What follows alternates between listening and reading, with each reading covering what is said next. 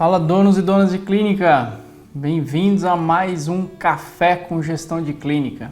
Então aqui a gente responde perguntas da nossa audiência aqui do YouTube ou do Instagram.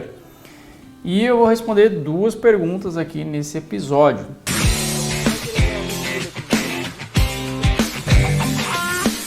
Vamos lá para a nossa primeira pergunta. Como eu sei que o meu preço está certo? Tá, vamos lá. Dúvidas com relação à precificação. Primeira coisa que a gente precisa entender é que toda a precificação ela tem 3 etapas, tá? Principalmente dependendo aí do local do mercado que você ocupa, mas isso é tema para um outro dia. A precificação ela tem 3 etapas. A primeira etapa de uma precificação é a parte mais racional mesmo, tá? Parte racional. O que é a parte racional? É você basicamente entender qual é o valor mínimo que você deve cobrar para um atendimento, um procedimento, um programa de tratamento. Qual é o valor mínimo para você oferecer aquele serviço para o seu cliente? O que é baseado em um valor mínimo? E por que eu falo valor mínimo? Porque é o mínimo mesmo. Dali para baixo você não pode dar desconto, mas você não pode fazer mais nada nunca na vida para baixo, entendeu? Então, no que é baseado isso? Basicamente, nos custos e na margem que você quer ter em cima desse serviço ou produto. Então, vamos lá. Dados importantes que a gente precisa ter. Você precisa levantar qual é o custo fixo da sua clínica, contando, obviamente, os seus salários, salários dos seus funcionários, colaboradores, todo o processo que envolve esse procedimento, tá? Os custos de um trabalho, custo fixo, tá? Custo fixo. Então, a partir do custo fixo, a gente vai começar essa conta. Então, primeira coisa, custo fixo geral. Depois disso, eu tenho que ter uma projeção de quantos atendimentos eu faço. Quanto que realmente existe uma possibilidade ali de horas trabalhadas, de procedimentos realizados. E aí o ideal é fazer uma projeção anual, mas caso isso seja muito difícil, faça uma projeção mensal pelo menos, tá? A partir dali a gente já tem uma noção do mínimo que você vai atuar. Depois disso, a gente tem que entender qual é o custo variável, e aí é por procedimentos, por entrega, tá? Eu posso ter um procedimento onde eu uso, pensar num dentista, onde eu uso um implante, e aí eu vou ter gasto, uma faceta, então eu vou ter gastos com esse material, e eu posso ter um procedimento, por exemplo, que é só uma avaliação, e eu estou cobrando por ela. Quanto eu precifico essa avaliação? Essa avaliação eu praticamente não tenho gasto com material, tal, é muito pouco. Então a precificação ela varia bastante com relação a esse custo, tá? Quais são possíveis custos variáveis? Imposto é um custo variável, luvas, tudo que você pode usar no procedimento, tá? No procedimento. Então o que eu vou usar naquele momento é um custo variável, tá? Se eu pago porcentagem, é um custo variável. E ali eu vou somar esse procedimento, esses custos variáveis, naquele valor mínimo que eu achei aqui. Então eu somei, faço uma regrinha de 3 ali e dali sai automaticamente o valor mínimo que eu tenho que cobrar, tá? Então essa é a forma racional, é a primeira etapa de uma precificação. Então vamos supor que eu precifiquei aqui uma consulta, eu trabalho com consultas, sei lá, sou uma nutricionista, eu trabalho com consultas, então eu entendi que o valor mínimo que eu posso cobrar em uma consulta é R$100, porque eu tenho gasto no meu consultório com o meu salário de 20 mil e eu tenho simplesmente uma média de 200 consultas no mês. Então eu posso cobrar mínimo R$100. Legal, entendi. Agora, qual é a margem que eu quero ter de lucro desse processo? Ah, Leandro, eu quero ter 20% de lucro. Então, ao invés de 100 reais, nós vamos ter aí mais 20%. Tá? Então, esse é o mínimo que eu vou cobrar para eu poder pagar os custos fixos e variáveis, pagar ali todo o processo do meu salário e ter o lucro da minha clínica. Tá? Ninguém abre negócio para não ter lucro.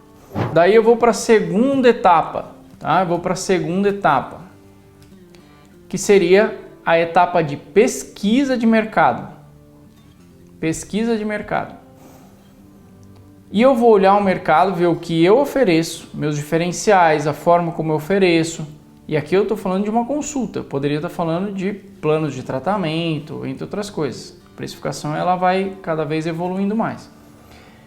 Olhando para isso, eu entendo o que o mercado está fazendo e vejo se as minhas diferenciações me permitem. Pô, o mercado em si está cobrando, ao invés de R$120 por atendimento, está cobrando 250.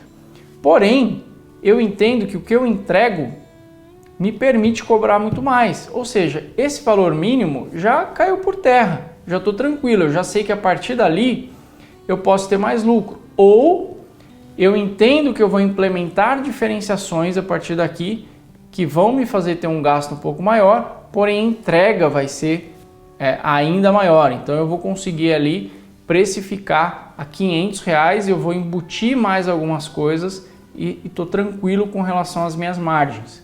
Ok, é só eu manter o número de atendimentos que está tudo certo. E aí tem a barreira emocional. Então a gente está falando de matemática, para a gente achar, matemática só serve para a gente achar o valor mínimo, para a gente não entrar em prejuízo. Tem muita clínica que atua em prejuízo sem saber, tá? Alguns procedimentos dão prejuízo, outros dão lucro, e aí a clínica no fim está dando certo, mas quanto mais procedimento que dá prejuízo entra, maior a chance de dar errado. E só entrasse eles, a clínica teria prejuízo. Mas no fim das contas está no positivo, a gente acha que está tudo certo, mas não está.